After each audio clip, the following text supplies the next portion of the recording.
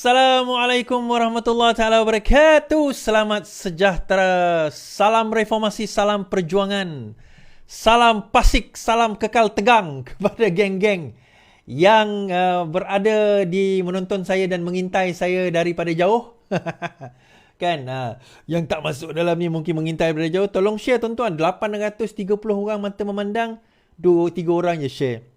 Kesian saya, share dalam Facebook ke, dalam TikTok ke, dalam WhatsApp ke, dalam apa saja aplikasi, tolong share tuan-tuan. Tak salah, tak rugi, tak ada orang kata makan modal, orang kata kan, tak perlu keluar modal, tak perlu keluar duit nak share live kita ni. Tuan-tuan juga boleh tap kan, klik button love, button like, button apa semua tu button yang ada dekat ni. Bila kita klik, kita like, itu kaedah untuk kita nak bagi tahu bahawa live itu aktif. Sebenarnya.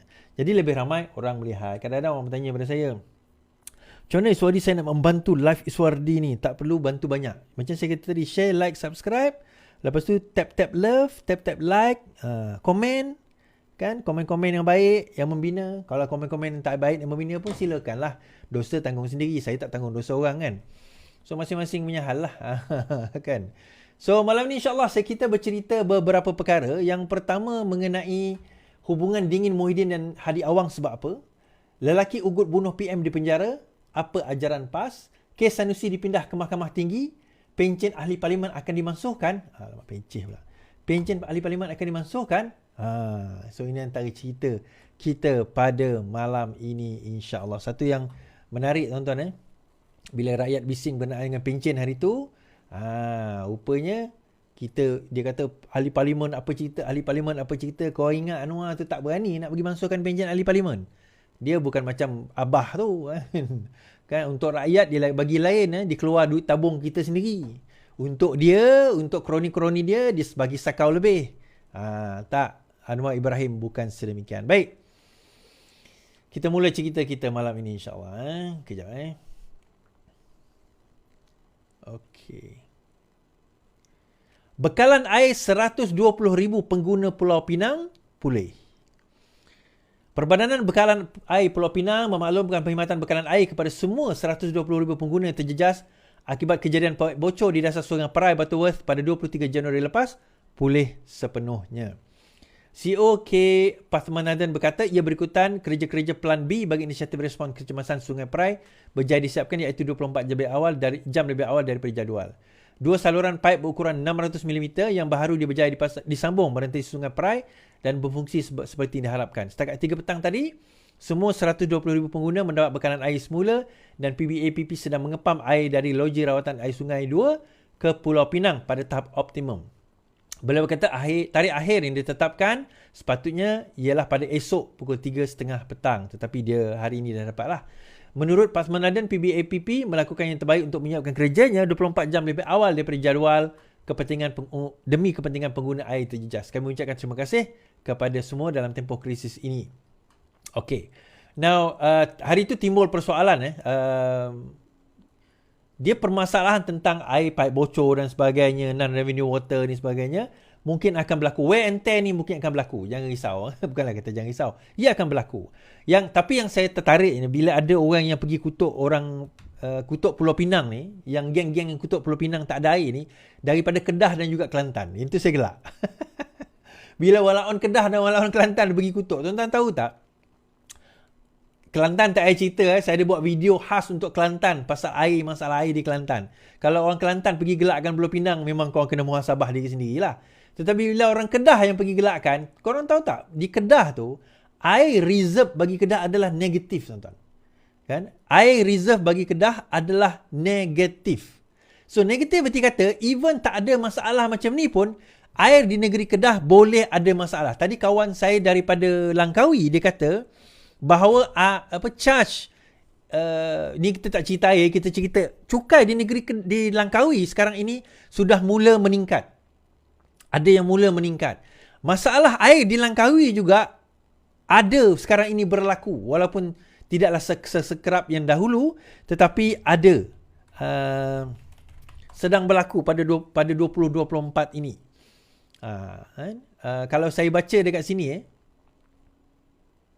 Alright.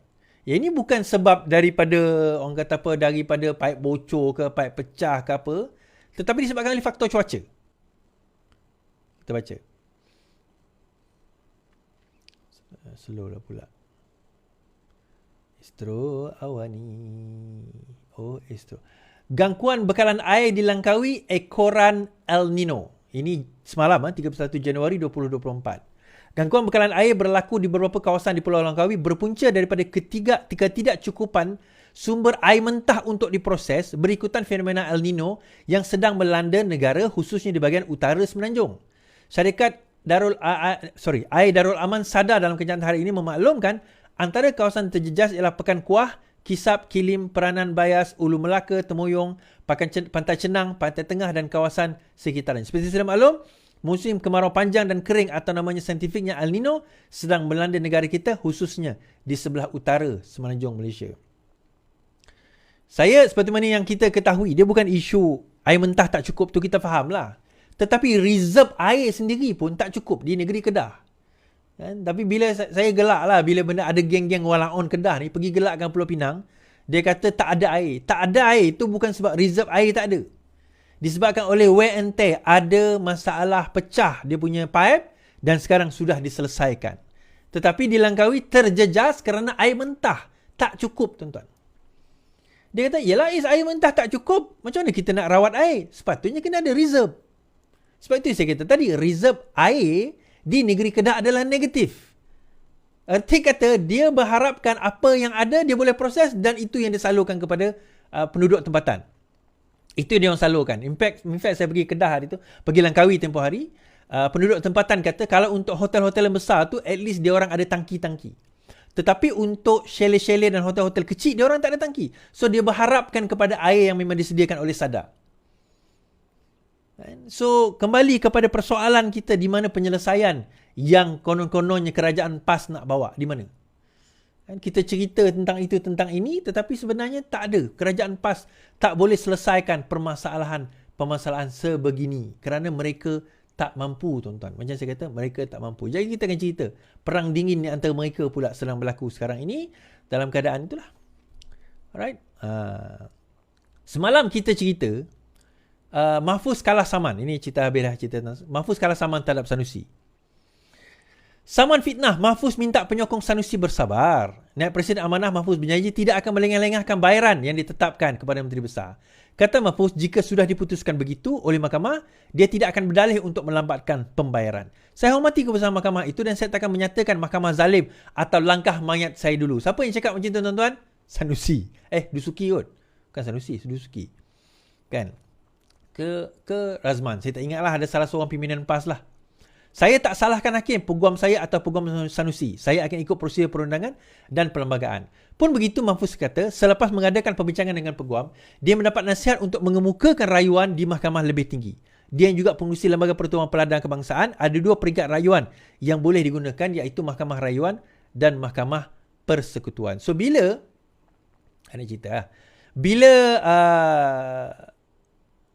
penyokong Sanusi ni kata, pergi bayar, kalah fitnah, bayar, dia kata. Pertama, dek, saya nak cerita.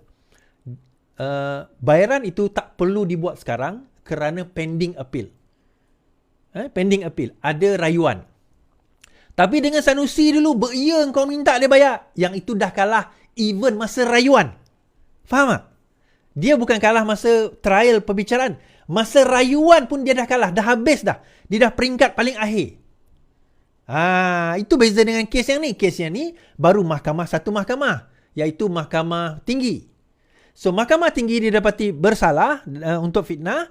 Dia boleh merayu 2 kali di Mahkamah Rayuan dan Mahkamah Persekutuan. Kes Sanusi, di mana dia kalah dengan Mujahid hari tu, dia dah kalah di peringkat mahkamah paling tinggi pun. Sebab itu dia kena bayar. Sorry, bukan Sanusi. Dusuki. Di mahkamah paling tinggi dia dah kalah. Maka dia kena bayar. Dalam jumlah 23,000. Itu pun dia tak mampu bayar, tuan-tuan. Okay? Dah tak mampu bayar. Dan dalam perkembangan yang sama juga berkenaan dengan kes hasutan. Kes hasutan Sanusi. So hari itu, orang kata kes hasutan Sanusi dikatakan dipindah ke mahkamah, dimohon untuk dipindah di mahkamah yang lebih tinggi. Daripada mahkamah session ke mahkamah tinggi. Okey. So apa yang berlaku hari ini kot, keputusan menyatakan sedemikian. Alright. Perbicaraan kes hasut Sanusi pindah ke mahkamah tinggi. Alright. Mahkamah tinggi membenarkan permohonan Menteri Besar Sanusi untuk memindahkan perbicaraan dua pertuduhan yang didakwanya ke atas dari Mahkamah Session Selayang ke Mahkamah Tinggi Shah Alam. Hakim Aslam Zainuddin memutuskan demikian setelah membenarkan permohonan Sanusi 50 selaku pemohon untuk memindahkan kes berkenaan. Setelah meneliti hujahan bertulis, afidavit sokongan, notis usul dan hujahan lisan kedua belah pihak, iaitu pemohon dan responden, mahkamah ini membenarkan pemohon untuk memindah kes ini ke Mahkamah Tinggi, katanya. Mengikut dua pertuduhan itu, Sanusi didakwa menyebut perkataan menghasut di Sebab 4 Taman Selayang Mutiara, Kampung Bendahara Gombak pada 11 malam 11 Julai tahun lepas. Dua pertuduhan itu boleh membawa kepada hukuman penjara 3 tahun dan denda RM5,000 maksimum. Sanusi dua kali peguam Armada Jaya Awang Mahmud dalam prosiding tersebut. Pada 11 Januari lepas, Sanusi mengemukakan permohonan untuk memindahkan kes dan menggantung perbicaraan di Mahkamah Session di Mahkamah Tinggi Shah Alam. Alasan permohonan ialah perbicaraan yang saksama tidak dapat dijalankan di Mahkamah Rendah selain mungkin berlaku kesulitan di sisi undang-undang. Pada 24 Januari lalu, pihak pendakwaan turut membantah permohonan Sanusi untuk memindahkan kes ke Mahkamah Tinggi membenarkan kes itu telah ditetapkan di Mahkamah Selayang. Alright. Okay.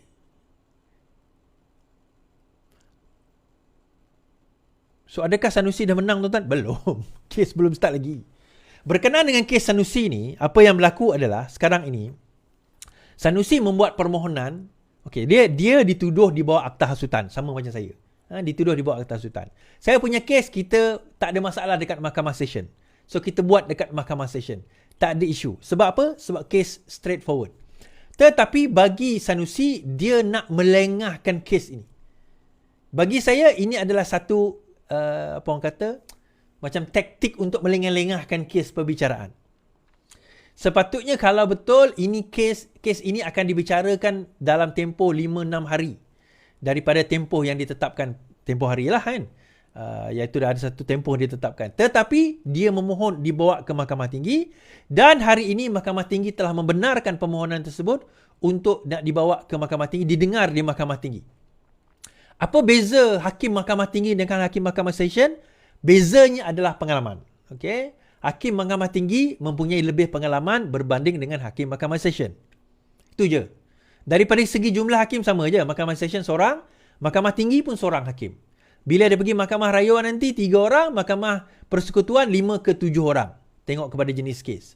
Tetapi bila dia bermula daripada Mahkamah Tinggi, bezanya nanti kalau dia kalah ataupun dia menang, kalau dia rayu kes ini, maka dia akan pergi ke Mahkamah Rayuan. Dan yang terakhir, kalau menang atau kalah dirayu, maka terakhir dia akan pergi ke Mahkamah Persekutuan. Berbeza kalau dia bermula daripada Mahkamah Session, maka dia akan pergi ke, kalau rayuan, maka dia akan pergi ke Mahkamah Tinggi, selepas itu paling akhir ke Mahkamah Rayuan. Itu je beza dia. So daripada segi lain tak ada beza sebenarnya. Daripada segi, cuma dia berjaya delaykan masa lah. Dia berjaya tundakan masa, delaykan masa. Jadi kita tak boleh nak dengar apa, macam mana dia kata? Yalah, kita tak boleh nak dengar dulu apa pertuduhan sebagainya sehingga perkara ini dibawa ke Mahkamah Tinggi tidak lama lagi. Cuma bila dah pindahkan ke Mahkamah Tinggi, maka Mahkamah Tinggi hendaklah menetapkan tarikh bila perbicaraan tersebut akan berlangsung. Cuma bagi saya lah, Mahkamah Tinggi ni dia akan jadi agak mungkin nak kata sibuk, tak juga. Mahkamah Session lagi sibuk sebenarnya. Saya tak tahu. It could be. So kita tengok nantilah bagaimana nasibnya. Okay. Sepatutnya kes Sanusi dibicarakan pada 5, 8, 9, 13, 15, 16, 19, 20, 23 Februari. Setelah 11, 15 dan 13 Mac. 1, 2, 3, 4, 5, 6, 7, 8, 9, 10, 11, 12 hari. Terus ditetapkan 12 hari. 12 hari. Kes saya ditunda lagi sehingga mungkin lepas raya kot. Okay. So, habis kat situ. Right? Habis kat situ. Okay. Saya bawa cerita berkenaan dengan pencen dulu, tuan-tuan. Okay. Ni saja saya tak nak ulas dulu pasal pencen ni. Sebab bila saya ulas pasal pencen, saya tak ada data yang terlalu banyak. data yang terlalu besar. Jadi saya tak boleh nak ulas. So hari ni saya nak nampak ada beberapa perkara dan ada beberapa benda diumumkan. Baru saya nampak sedikit. Even ini pun tak berapa jelas. Dan saya tidak mewakili kerajaan dalam nak mengemukakan isu pencen KWSP ni. Baik. Beberapa perkara.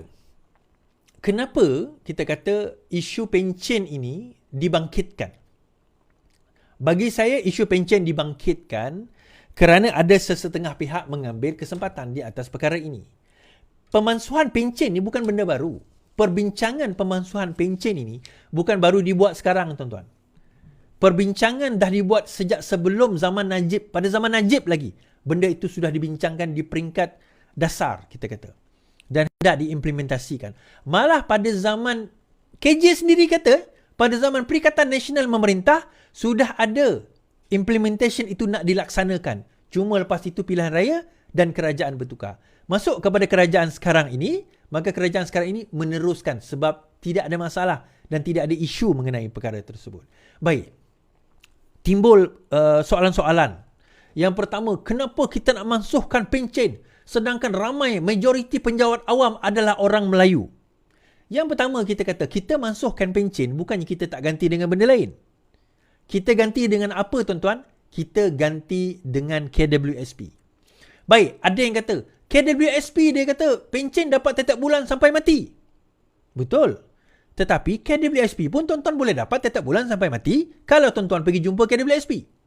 Tuan-tuan boleh jumpa KWSP, tuan-tuan boleh ada dua option. Option yang pertama, tuan-tuan boleh keluar lump sum.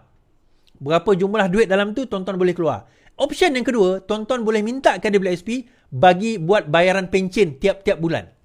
Sebanyak jumlah yang ada. Yang balance tu, KWSP akan tetap laburkan.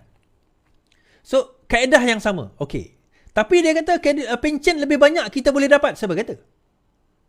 Siapa kata pencen lebih banyak? Dia bergantunglah berapa tahun kita hidup. Okey, saya ambil satu senario yang mudah. Tadi ada orang buat calculation. Saya guna je lah calculation tersebut. Katakanlah dua orang, majoriti kita dua orang ni bekerja gaji 4,000. Seorang ambil pencen, seorang ambil KWSP. Katakanlah. Dan mereka bekerja dalam tempoh masa yang sama. Tuan-tuan kena ingat, pencen tidak ada kerajaan contribute. Gaji tuan-tuan 1/3, kalau tak silap saya, gaji akan dibayar sebagai pencen. 1/3. 1/3 kot.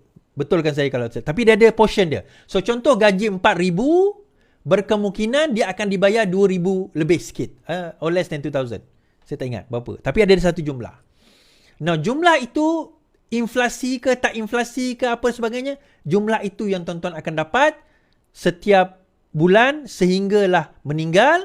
Dan kalau ada waris atau balu yang mana tak sampai 18, dia dapat. Kalau balu, maka balu akan dapat. Berbeza dengan KWSP, KWSP dia ada potongan daripada gaji kita 11%, tetapi kerajaan put in 12%. Okay. Kerajaan letak 12%. Katakanlah gaji tadi 4,000, bila dia pencen dia dapat 2,000. Kalau kita kali 20 tahun, dia dapat lebih kurang RM500,000 total, katakan. Tetapi kalau KWSP, kalau kita kira daripada jumlah lump sum, dia boleh ada option dan setelah dia jumlah dia bekerja itu, dia boleh dapat 700,000 lebih.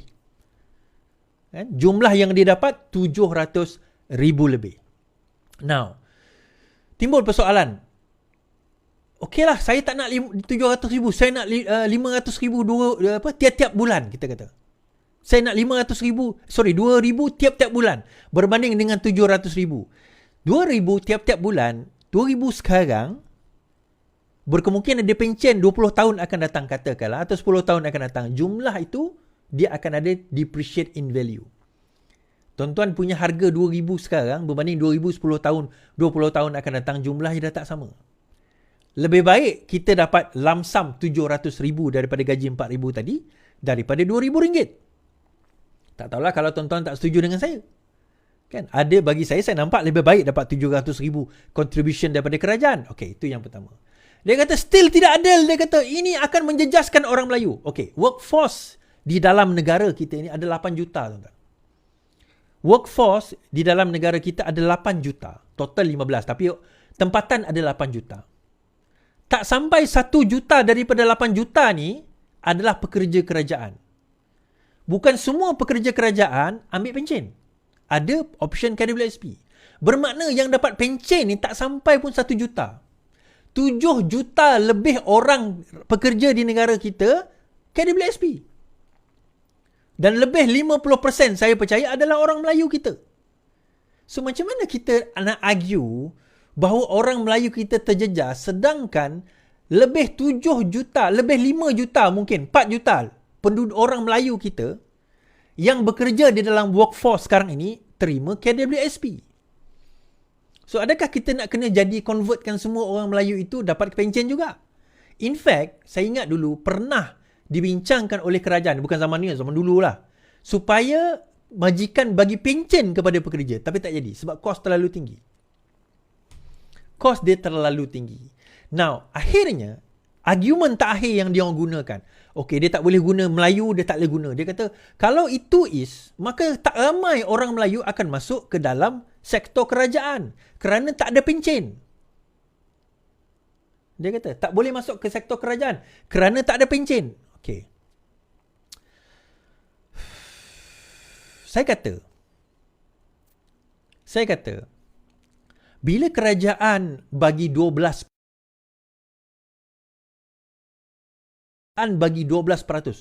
buta-buta kerajaan bagi kita 12% setiap bulan, tuan-tuan. 12%. So kalau gaji kita akan dapat 400 ke 500 sebulan. Itu kerajaan bagi. 500 ke 500 lebih lah sebulan.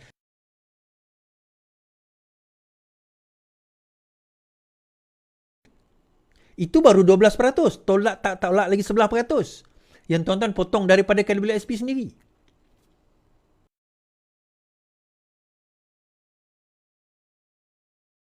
Itu lebih besar. Alah Isordi, kau boleh cakap lah sebab kerajaan ni sekarang kerajaan kau. Tak, tuan-tuan. Tuan-tuan calculate sendirilah. Tuan-tuan kira sendiri.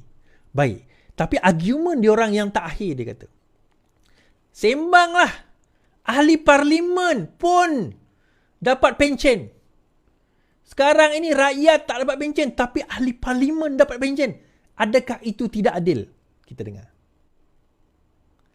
Pencen, kabinet akan bincang dulu sebelum ke parlimen.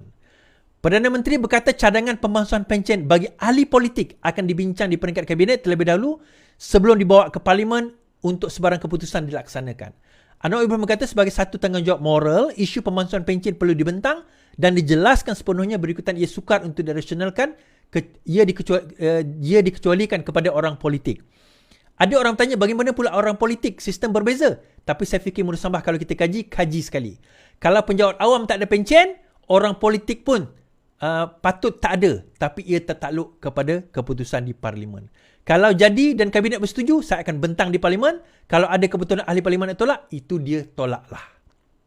Saya bentangkan sebab dari segi tanggungjawab moral. Sebagaimana kita bentangkan kepada awam dengan alasan kukuh dari segi ekonomi, tetapi diberikan pengecualian kepada orang politik, sukar saya mahu rasionalkan. Datuk Seri Anwar Ibrahim kata apa? Datuk Seri Anwar Ibrahim kata apa dalam hal ini? Dia kata bahawa untuk orang politik, ahli politik, dia tidak ada masalah memansuhkan pencen. But of course, keputusan ini bukan keputusan Datuk Seri Anwar Ibrahim. Tetapi dia willing nak bawa perkara ini ke kabinet dan willing untuk bentangkan. Sebab yang bising selama ni adalah pihak-pihak pembangkang.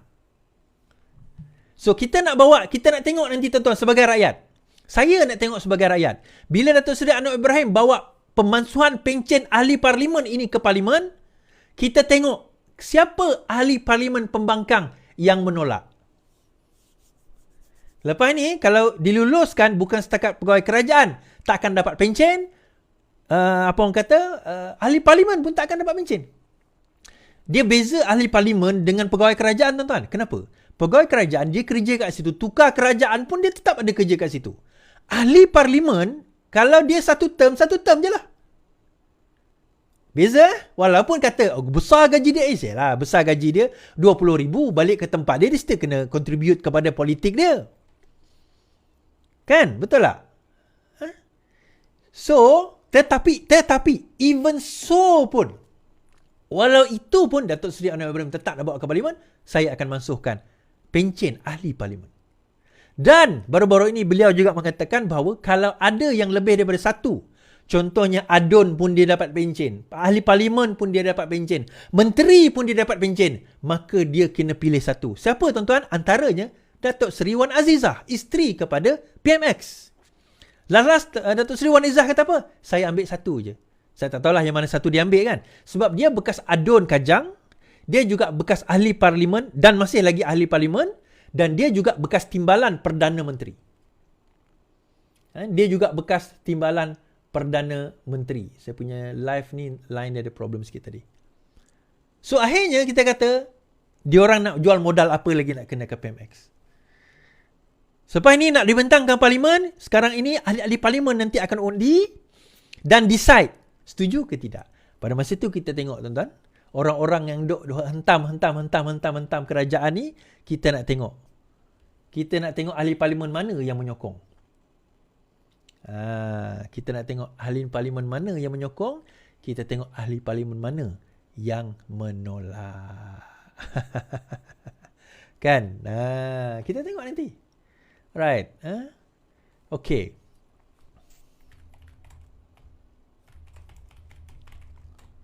Saya tertarik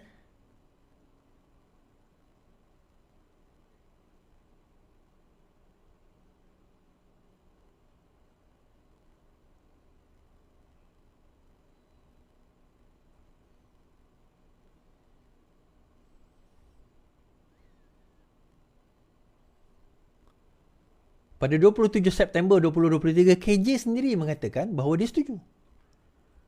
Kan? Okay. Pada masa itu pun dia kata setuju. Okay, tak apalah. Yang tu nanti tuan-tuan boleh check sendiri. Right? Tapi poinnya adalah, sekarang ini kita nak kata macam mana tuan-tuan. Sebab PMX sendiri kata, even ahli Parlimen pun akan kena, abang kata, kena revise pencen mereka. Menarik lah kalau kita nak tengok nanti kan. Baik, habis cerita tu. Alright, ini satu penyataan daripada pejuang. PM hypocritical on anti-corruption say pejuang amid Najib uncertainty. While former Prime Minister Najib Abdul Razak's bid for freedom remains unclear, pejuang has slammed Prime Minister's Anwar Ibrahim anti-corruption effort as hypocritical. What is Anwar's promise to fight corruption? Is it by launching new probes on all political leaders who are considered his enemies while releasing leaders who have been sentenced by the court? Isn't this hypocrisy? Said Pejuang President Mukhris. Won't this show that Anwar actions are all motivated by political interest only when a part of Madani government consists of BN MPs? In fact, UMNO President Ahmad Zahid was appointed Deputy Prime Minister and the investigation and trial on him was dropped, he added. Baik. Dia sekali lagi mempersoalkan dan memainkan cerita yang sama, kita kata. Dia kata, hipokrit Anwar. Kerana apa? Kerana menyiasat orang ini tetapi menggugurkan kes Zahid Hamidi. So, kalau Anwar hipokrit kerana dikatakan mencampur tangan untuk gugurkan kes Zahid Hamidi, adakah kita nak suruh Anwar campur tangan untuk nak kenakan balik kes Zahid Hamidi? So, kita akan jadi hipokrit kalau kita kata Anwar tak patut campur tangan dalam kes Zahid Hamidi, tetapi bila kes itu digugurkan oleh pendakwa raya, kita minta Anwar campur tangan supaya dakwa balik kes tersebut. So, siapa yang hipokrit sebenarnya? Sebab yang menggugurkan kes Zahid Hamidi itu adalah pendakwa raya. Sesiapa yang mengatakan itu atas campur tangan Perdana Menteri, terutama daripada Perikatan Nasional dan juga sekutunya, bermakna sewaktu dia jadi Perdana Menteri itu, dahulu dia biasa buat benda-benda macam ni. Keputusan untuk menjatuhkan, menggugurkan, meneruskan adalah bidang kuasa DPP, bidang kuasa AG. Boleh tak Perdana Menteri campur tangan? Dia boleh nasihat. Tetapi dia tidak boleh campur tangan. So, bila digugurkan kes tersebut, adakah kita nak minta Anwar campur tangan supaya dia dakwa balik? So, siapa yang hipokrit sebenarnya? Kita tak nak Anwar campur tangan, tetapi sekarang ini kita nak dia campur tangan. Yang mana satu kita nak? Lepas tu dia kata Anwar hipokrit kerana telah menangkap musuh-musuh lamanya. Now, adakah satu yang dikatakan hipokrit apabila siasatan dilakukan ke atas perkara yang disyaki mempunyai, orang kata apa, mempunyai asas kepada pendakwaan walaupun musuh kita atau bukan musuh kita. Kebetulan kita kata pada masa ini cerita Mohzani, cerita Mirzan, cerita Daim keluar disebabkan oleh bukti-bukti yang dah dikeluarkan, dan yang membuat pendakwaan ataupun yang membuat siasatan bukan Anwar Ibrahim, itu adalah badan-badan yang menyiasat. Tetapi dia kata mereka ini adalah yang memusuhi Anwar dahulu. Bukan masalah memusuhi, mereka inilah yang Anwar kata ada masalah kes-kes yang melibatkan perkara-perkara tersebut. Dan bila beliau menjadi Perdana Menteri, merangkap Menteri Keuangan, di sini dia dah boleh buka dokumen. Hari tu dalam TikTok ada orang tanya, di manakah 6 kotak? Di manakah 6 kotak dahulu? Ingat cerita Ezam, dia kata ada 6 kotak, 6 kotak. Saya kata, nak cerita 6 kotak apa? Dia dah sekarang Perdana Menteri, merangkap Menteri Keuangan. Satu kontena, satu gudang sekarang ini dah boleh buka. Dan dah pun buka. Kita nak cerita 6 kotak tu buat apa, Bangang? Dah buka dah. Tak nampak ke yang sekarang ini kena siasat, kena dakwa tu?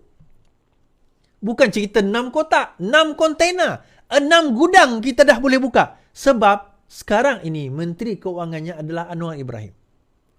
So adakah Anwar Ibrahim yang mengarahkan supaya tindakan tersebut diadakan? Anwar Ibrahim menyerahkan dokumen. Dokumen itu diserahkan kepada pihak berwajib. Saya rasa lah. Kan? Dokumen-dokumen yang sepatutnya. Mereka melihat, mereka meneliti, mereka mengatakan ada kes, mereka membuat siasatan, mereka yang membuat dakwaan. Erti kata SPRM dan juga pihak berwajib. Kenapa dikaitkan dengan Anwar Ibrahim? Sebab apa? Sebab dahulu, kita nak cerita, dahulu Perdana Menterinya sebegitu. Termasuk ayah yang bercakap tadi tu sebegitu. Dialah yang mengarahkan. Dialah yang mengarahkan. Sama ada didakwa atau tidak didakwa. Dia tahu benda tersebut. Dia tahu perkara tersebut. Dia tahu apa yang berlaku. Dia tahu apa yang berlaku luar dan dalam.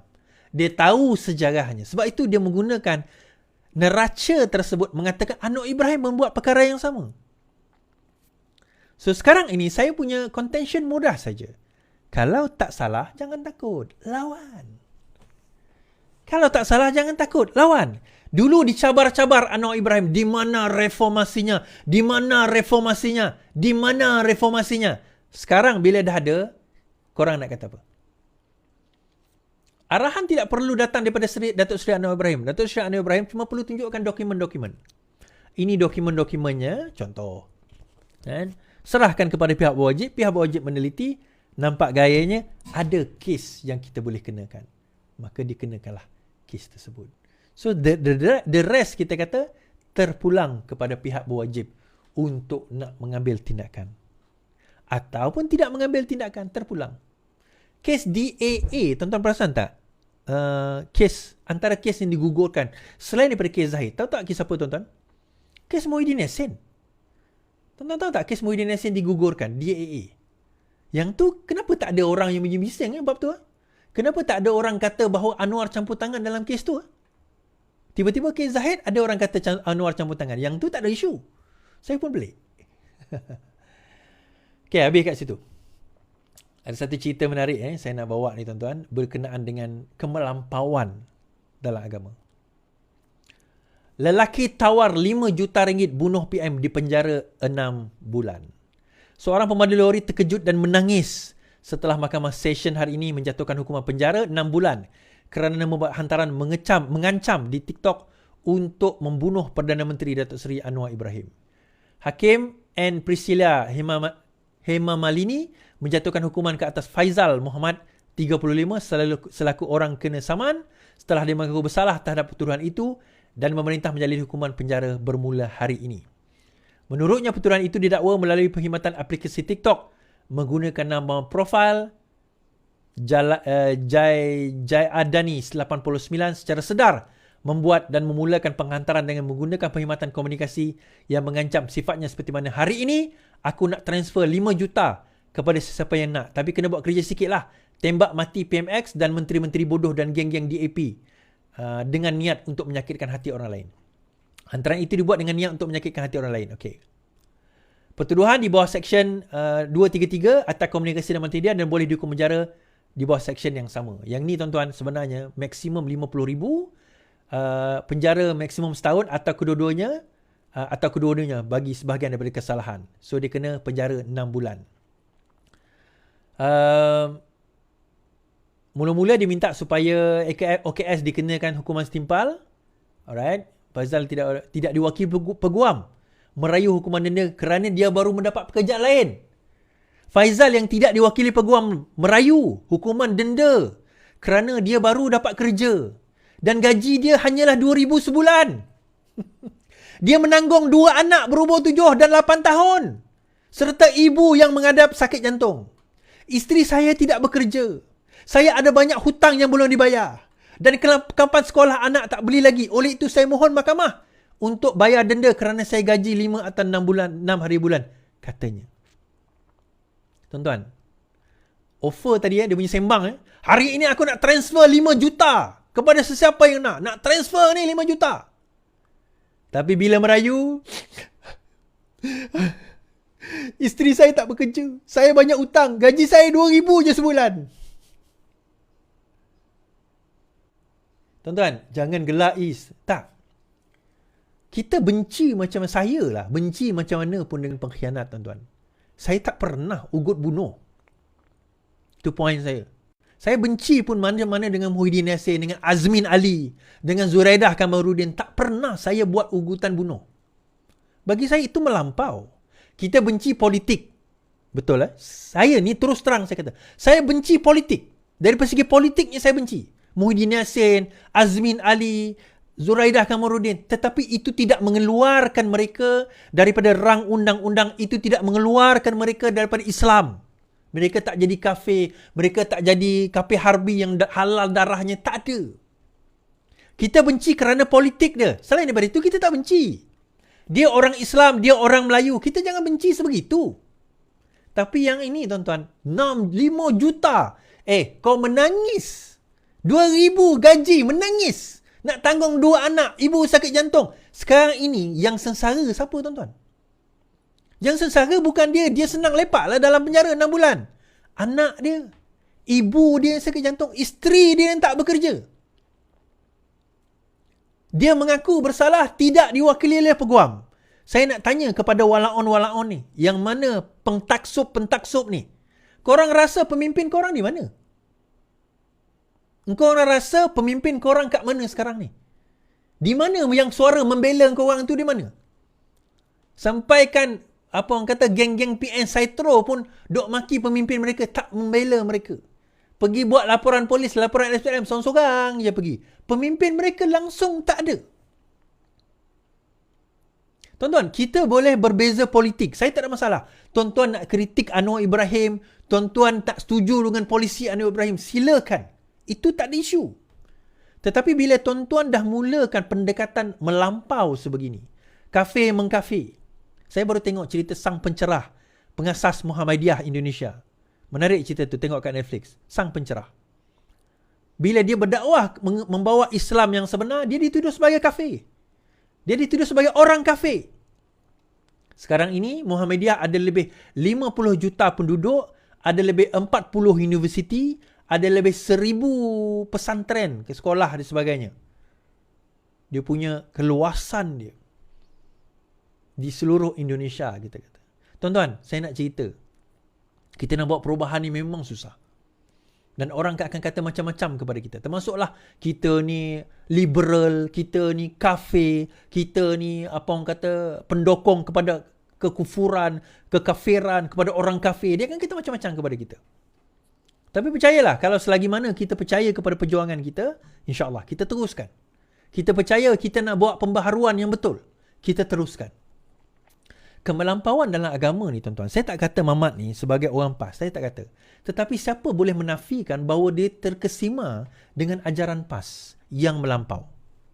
Siapa kata dia tidak tertrigger dengan kemelampauan beragama dan berbangsa yang dibawa oleh parti-parti politik, kaum dan juga agama? Siapa kata? Tuan-tuan, the blood actually in your hand as well. Darah dia tu berada di tangan tuan-tuan juga. Dan sekiranya dia termakan dengan kata-kata tuan-tuan dan puan-puan, dosa itu tuan-tuan juga kena tanggung tau. Yalah, tuan-tuan tak akan menanggung dosa dia kata macam tu. Tetapi tuan-tuan menanggung dosa sebab dia dah jadi jahil disebabkan oleh perkara tersebut. Bagi saya, mereka yang fanatik dan melampau dalam perkara beragama ini, mereka adalah orang yang jahil dan orang yang bodoh dalam berilmu. Dia tak ada ilmu sebenarnya dalam agama. That's why dia fanatik, and that's why dia taksub, and that's why dia melampau dalam beragama. Kalau dia ada ilmu dalam agama, dia tak akan jadi macam tu. Orang berilmu dalam beragama, dia faham bahawa perbezaan politik adalah ijtihad. Muhyiddin Yassin kata demikian, saya tak setuju. Saya berijtihad mengatakan pendapat dia salah, polisi dia salah. Setakat itu je. Tetapi kami tak pernah kata Muhyiddin Yassin itu kafir. Muhyiddin Yassin itu halal darahnya. Muhyiddin Yassin itu boleh dibunuh. Tak pernah. Tuan-tuan dah ikut live saya bertahun. Ini masuk tahun keempat dah. Daripada tahun 2020, 2019. Tuan-tuan dah ikut live saya bertahun. Pernah ke saya cakap macam tu? Ini Mamat yang baru pegang TikTok. Gaji 2,000 sebulan. Anak 2 orang. Pendapatan pun tak seberapa. Isteri tak kerja. Tiba-tiba engkau berlagak lebih daripada orang politik. Ini masalah dia. Korang ingat. Okay, saya nak bagi tahu. Korang ingat. Korang guna fake account. Kerajaan tak boleh detect ke? Korang ingat, korang guna fake account, SKMM tak boleh detect ke? Tuan-tuan, hari tu masa saya ditanya oleh polis IPD, IPD Ceras, dia kata dia tengok live saya. Dia tengok live saya, dia tengok live Papukari, dia tengok live Papagomo, dia tengok live Yani, dia sebut nama Yani tau. Dia tengok live, live AMG, dia tengok, dia kata. Dia tengok, bukan dia sahaja. Ramai lagi pegawai-pegawai ini juga tengok. Nak melihat apa perkembangan politik, siapa yang bercakap. Bukan setakat dia tengok, dia tengok komen-komen kat bawah tu pun dia tengok tau. Dan mana-mana komen yang dia rasa menggugat, dia akan screenshot. Bukan, dia tak akan pergi rumah tuan-tuan, jangan risau. Tetapi kalau sekiranya ada orang buat laporan terhadap komen tuan-tuan, yang jelek, itu di bawah SKMM, Akta Suruhanjaya Komunikasi Multimedia. Yang tadi tu, 233. Penjara 1 tahun, denda 50,000. Maksimum boleh kena. Termasuklah kata-kata yang menghina. Termasuk kata-kata yang mengutuk. Termasuk kata-kata yang menyakitkan hati. Tolak tepilah perkauman, agama tu satu cerita yang tu memang drastik lah. Itu semua di bawah SKMM tau. Kalau saya buat laporan polis lah kan. Tapi saya suka. Walak-on ni. Kalau tak ada walak-on ni, macam apa kata? Macam sunyi pula kehidupan kita kan. Tapi balik kepada kita tadi, kemelampauan dalam politik dan beragama. Bukan politik sebenarnya. Dia bukan politik. Bukan melampau dalam politik. Melampau dalam apa saja. Politik satu hal. Agama pun sama. Melampau dalam agama, melampau dalam berbangsa pun sama. Dia akan menjadikan kita satu manusia, satu umat yang bodoh sebenarnya. Jadi fikirlah. Okey, yang terakhir tuan-tuan. Pergaduhan di antara Hadi dan juga apa orang kata? Muhyiddin Yassin. Benarkah berlaku? Muhyiddin yang uar-uarkan potensi Samsuri bekas pegawai, jawab laporan hubungan dingin. Muhyiddin Yassin yang menguarkan potensi ahli Parlimen Kemaman, Ahmad Samsuri Mohtar sebagai Perdana Menteri apabila PN bentuk kerajaan, kata bekas pegawai Perdana Menteri itu. Bekas Ketua Sesulit Marzuki Muhammad berkata, Presiden Bersatu itu yang mula-mula sekali cakap Samsuri berpotensi jadi PM pada masa hadapan semasa kempen PRK Kemaman tahun lepas. Kenyataan ini dilapor secara meluas oleh media, katanya. Janganlah cakapnya bukan-bukan kepada media semata-mata nak renggangkan hubungan akrab antara Bersatu dan PAS. Okey, FMT mengemukakan satu pandangan, satu sumber mengatakan, sekarang ini hubungan di antara Hadi dan juga Muhyiddin dingin. Okey, hubungan di antara mereka berdua menjadi dingin, kita kata. Baik, kita baca. Hubungan Presiden Bersatu Muhyiddin Yassin dan juga Presiden PAS Hadi Awang dikatakan dingin menurut sumber, sekaligus mencetuskan pelbagai spekulasi mengenai kelangsungan Perikatan Nasional yang digagaskan oleh dua parti itu. Sumber berkata hubungan dingin itu antara lain berkaitan dengan kegagalan PAS menampilkan naib Presiden Samsuri sebagai calon Perdana Menteri selepas Muhyiddin tidak meneruskan hasrat berundur pada pemilihan parti tahun ini. Menurut sumber, pusingan U Muhyiddin dilihat sebagai tekad ahli Parlimen Pagar itu untuk kekal menerojoki PN dan seterusnya dilantik menjadi Perdana Menteri kali kedua jika menang gabungan itu pada PRU 16. Dikatakan selepas Muhyiddin berundur, PAS mahu Dr. Sam sebagai calon PN tapi terbantut setelah Muhyiddin Yassin buat pusingan U. Pada Permohonan Agung tahun lalu, November lalu, bekas Perdana Menteri itu mengumumkan tidak akan mempertahankan jawatan Presiden tetapi kurang 24 jam kemudian mengubah pendirian setelah diyakinkan isterinya Noraini Abdul Rahim untuk tidak mengecewakan ahli memerlukannya. Semua itu berkata, Muhyiddin dan Hadi yang juga timbalan pengurusi PN tidak kelihatan bersama di mana-mana majlis. Kali terakhir ialah semasa muktamar PAS pada 20 Oktober lalu. Pada PRK Kemaman Disember lalu, Muhyiddin dan Hadi dijadualkan berkongsi pentas, namun hanya kelibat Hadi hadir, manakala Bersatu diwakili oleh Razi Jidin. Mereka iaitu Muhyiddin Hadi telah lama tidak bertemu, kata sumber itu. Menurut satu lagi sumber rapat PN, Hadi juga sudah lama tidak hadir mesyuarat pimpinan PN. Sebaliknya diwakili timbalan Presiden Tuan Ibrahim Tuan Man. Walaupun ketidakhadiran Hadi tidak mengganggu perjalanan komponen PN, namun ia memberi mesej mengenai hubungan mereka. Menurut beliau, keadaan itu mirip dengan situasi MN, Muafakat Nasional, yang diasaskan UMNO PAS apabila Hadi tidak lagi menghadir mesyuarat, sebaliknya mewakilkan Tuan Ibrahim Tuan Man. Susulan hubungan yang semakin renggang antara dua parti itu. Muafakat Nasional mati langkah. Muafakat Nasional mati langkah apabila dua parti itu berbalah susulan keengganan UMNO menerima penyataan bersatu dalam gagasan itu. MN mula runtuh bila Hadi tidak lagi datang mesyuarat. Semua wakil kepada Tuan Ibrahim. Beliau dan Presiden UMNO Zahid pun dah lama tak jumpa waktu itu. Menurut beliau, sudah ada tanda-tanda keadaan itu berulang dalam konteks hubungan Hadi Muhyiddin dan masa depan PN sendiri. Jika PN berkubur seperti MN, sumber itu berkata hala tuju Hadi sememangnya boleh memberi kesan besar kepada politik dan pentadbiran PAS pada masa hadapan yang memiliki kursi tertinggi iaitu 43 diikuti dengan DAP 40 kursi. Sekarang tak tahu ke mana Hadi dan bawa PAS setelah semakin renggang dengan PN. Bagi sekutu PMX, ini peluang sebab itu ada titik lemah dalam PN. Menurut sumber itu, kalangan dalam PAS juga melihat Bersatu semakin lemah dengan tindakan ahli parlimen yang menyokong Anwar. Okey. Untuk rekod, PAS menyimpan 43 kursi parlimen berbanding 30 oleh Bersatu. Kita cerita macam ni. Saya dah nyatakan keretakan di antara pimpinan PAS dan juga Bersatu. Kita dah nyatakan sebelum ini. Kita nyatakan bahawa sebenarnya memang mereka sekarang ini dalam keadaan retak menunggu belah. Okay. Pada pandangan sudut pandang PAS, mereka nampak bahawa Muhyiddin Yassin beberapa perkara. Pertama, Muhyiddin Yassin sebagai pemimpin yang lemah. Tuan-tuan kena ingat, desakan supaya Muhyiddin itu tidak menjadi Presiden Bersatu tidak hanya datang daripada dalam Bersatu itu sendiri. Sebenarnya datang daripada pimpinan PAS yang diwakilkan kepada Bersatu. Dia ada geng yang pro kepada Muhyiddin. Dia ada geng yang anti Muhyiddin. Dia anti Muhyiddin, bukan dia pro kepada sesiapa. Tetapi dia tak kisah siapa pun jadi Presiden as long as bukan Muhyiddin Yassin. Kenapa tuan-tuan? Salah satunya adalah Muhyiddin Yassin dilihat sebagai leader yang sangat lemah. Dia tidak pergi ke akar umbi. Bila dia dapat dana, dia hanya mengayakan ataupun dana itu hanya untuk peringkat-peringkat tertentu dan juga golongan-golongan tertentu. Dia tidak memudah carakan ahli-ahli dan juga cabang-cabang yang lain. Dan bila dana dibekukan, itu menjadi beban kepada Bersatu sekarang ini. Ditambah pula dengan prestasi Bersatu yang sepatutnya, kalau kita tengok pantai timur itu kawasan di mana PAS bertanding. Tengah ke selatan itu Bersatu bertanding. Tapi Bersatu gagal untuk mendapatkan kerusi ataupun negeri di kawasan tengah sehingga ke selatan.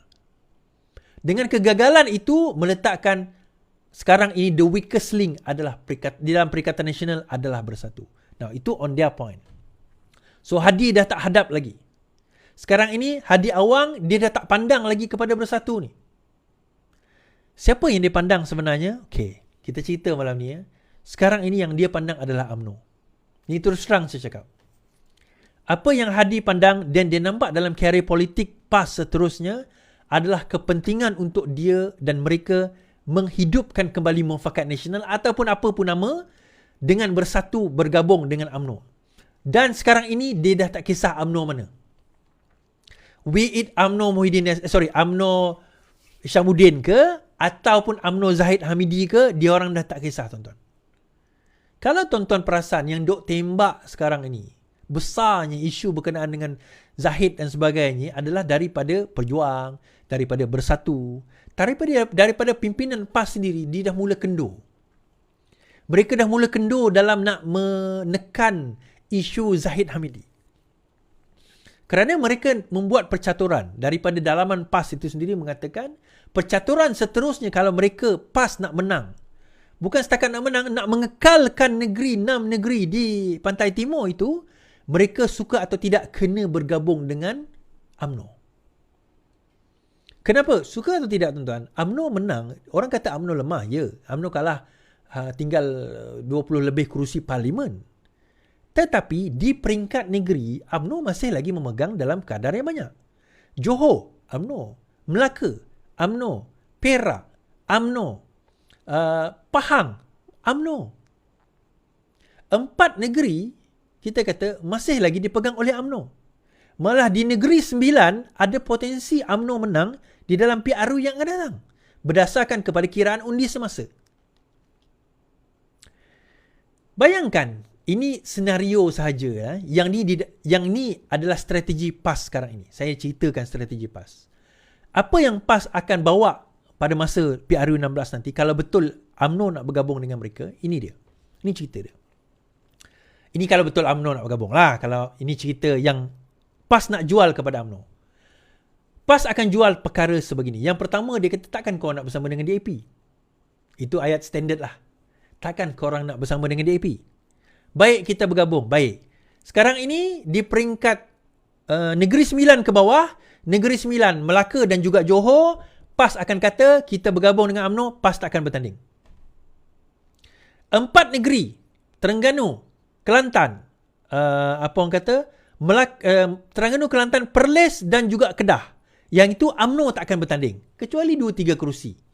Yang mana mungkin tak ada potensi seperti Gua Musang, yang itu boleh bagilah. Dan 2-3 kursi. Sama juga di kawasan selatan tadi, 2-3 kursi boleh bagi pada PAS. Tetapi majoritinya dia bagi macam tu. Baik, kawasan seperti Pulau Pinang dan juga Selangor serta wilayah, yang tu bagi 2. Yang tu kita bahagi 2. Okay? Yang tu kita bagi 2. Nah, bayangkan kalau pilihan raya akan datang, katakanlah Selangor boleh dikekalkan oleh PH, Penang boleh dikekalkan oleh PH. Tapi the rest tu, dia orang menang. Gabungan PAS BN menang. Boleh tak dibentuk kerajaan? GPS JRS akan follow je siapa yang menang. Be it Hadi ke, be it PAS, UMNO ke, bukan Hadi, be it UMNO ke, be it PH ke, siapa menang dia akan follow. Itu bukan isu dia.